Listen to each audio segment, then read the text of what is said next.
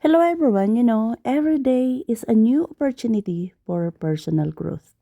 Whether it's a small step or a giant leap, progress is progress. Remember, growth isn't always easy, it's pushing through the challenges and embracing the lessons along the way.